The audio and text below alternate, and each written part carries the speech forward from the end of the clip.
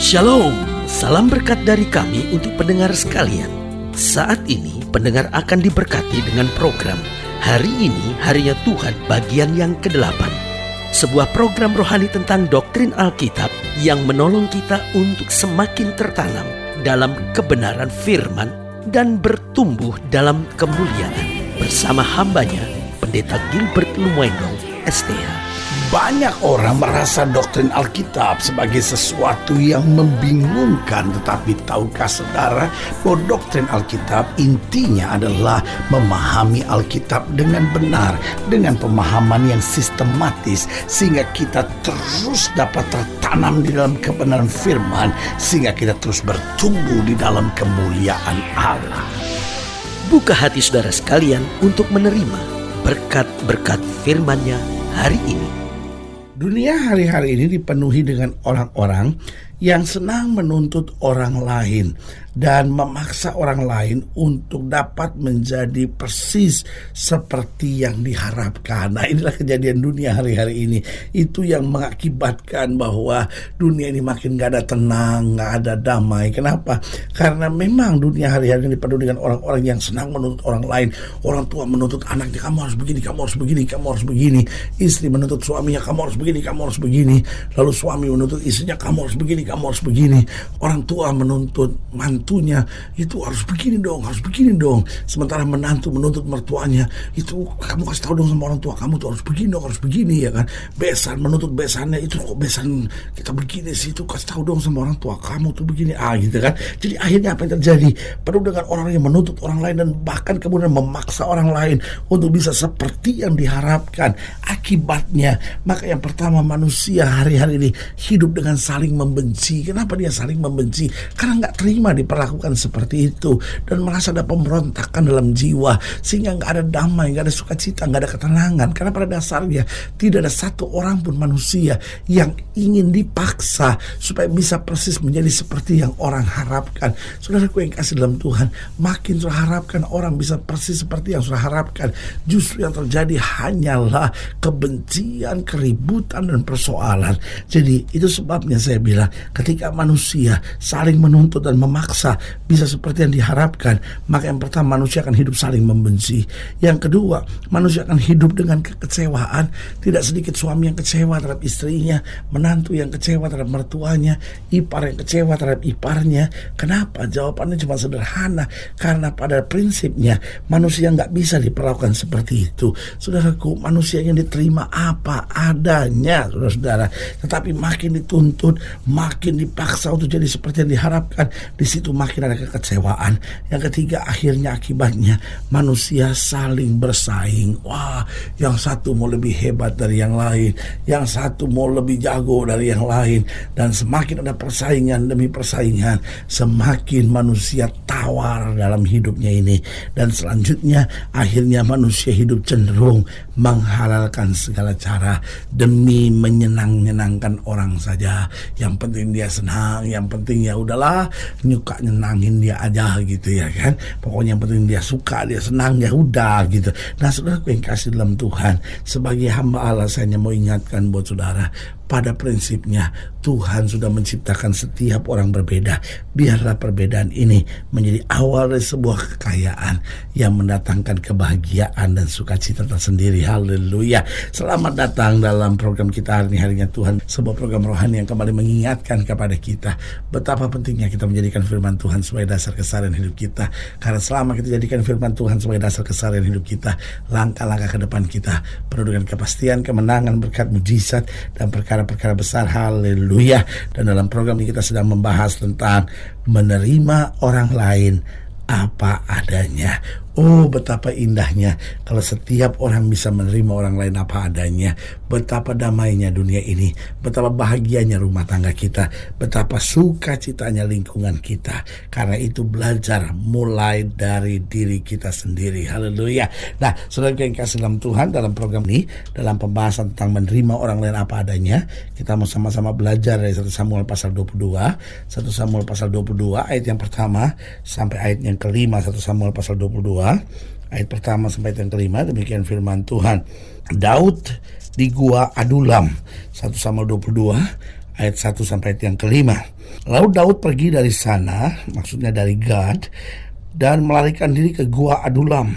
Ketika saudara-saudaranya dan seluruh keluarganya mendengar hal itu, pergilah mereka ke sana mendapatkan dia.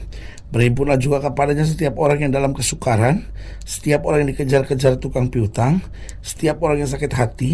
Maka ia menjadi pemimpin mereka bersama-sama dengan dia. Ada kira-kira 400 orang.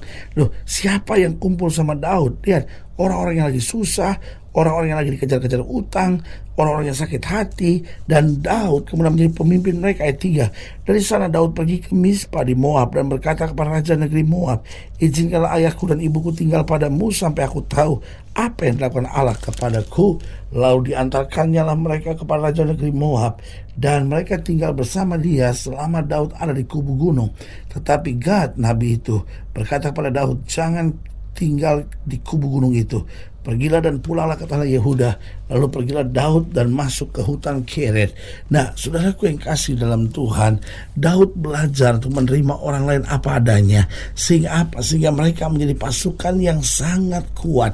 Nah, saudaraku yang kasih dalam Tuhan, yang bergabung dengan Daud bukanlah para tentara-tentara yang hebat, bukanlah para prajurit-prajurit yang luar biasa, tetapi orang-orang yang sedang patah hati, orang-orang yang sedang ada dalam badai kehidupan, orang-orang yang sedang ditinggalkan oleh orang-orang di sekitarnya, orang-orang yang gak bisa dipercaya lagi, orang-orang yang sudah diikat dengan berbagai hutang-hutang dan lari. Kenapa? Dikejar-kejar debt collector, saudara-saudara. Sebagai hamba Allah, saya mau ingatkan, Daud di sini bukan membiarkan mereka, bukan menyembunyikan mereka. Daud hanya belajar untuk menerima orang lain apa adanya, dan karena mereka diterima oleh Daud, akhirnya Daud melatih mereka menjadi pasukan yang sangat kuat.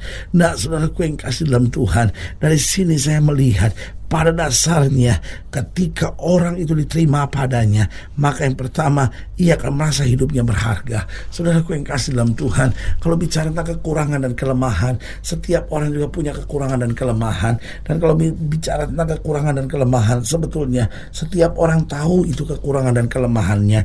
Tugas kita bukan sekedar untuk mengkoreksi, tugas kita bukan sekedar untuk menunjuk-nunjuk kesalahannya, tugas kita bukan hanya untuk menuntut dan memaksa dia untuk berubah, tetapi mulai dari sini tugas kita belajar menerima orang lain apa adanya. Karena ketika orang merasa diterima apa adanya, maka dia akan merasa hidupnya begitu berharga. Ada banyak anak-anak tidak merasa dirinya berharga. Kenapa? Karena orang tuanya selalu marah sama dia dan bilang, kamu tuh bodoh, mama malu punya anak kayak kamu. Oh, banyak suami-suami marah sama istrinya dan berkata, kamu tuh gak punya otak, saya nyesel kawin sama kamu. Ada banyak istri-istri yang menatap suami dan berkata, kamu tuh cuma nyakitin hati saya, selama saya nikah sama kamu hidup ini cuma sial aja. Saudaraku yang kasih dalam Tuhan, banyak orang mulutnya hari-hari ini sangat jahat, sehingga saling menyakiti, saling menyerang. Kenapa? Karena ingin merubah orang lain seperti yang diharapkan. Tetapi kita mulai dari diri kita sendiri, belajar terima orang lain apa adanya. Karena ketika orang diterima apa adanya, dia akan merasa hidupnya berharga. Dan yang kedua, ketika orang diterima apa adanya, maka dia cenderung menjadi orang-orang yang dapat diandalkan. Saudara, kadang-kadang kita pikir orang gak bisa berubah. Jangan salah, ketika orang itu diterima apa adanya, saya mau beritahu hal-hal yang luar biasa Tuhan bisa kerjakan. Karena pada prinsipnya setiap orang diciptakan Tuhan luar biasa. Allah menciptakan manusia pada prinsipnya luar biasa.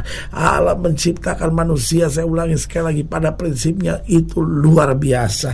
Nah, hanya persoalannya seringkali tidak kapasitas maksimum yang ditunjukkan oleh manusia.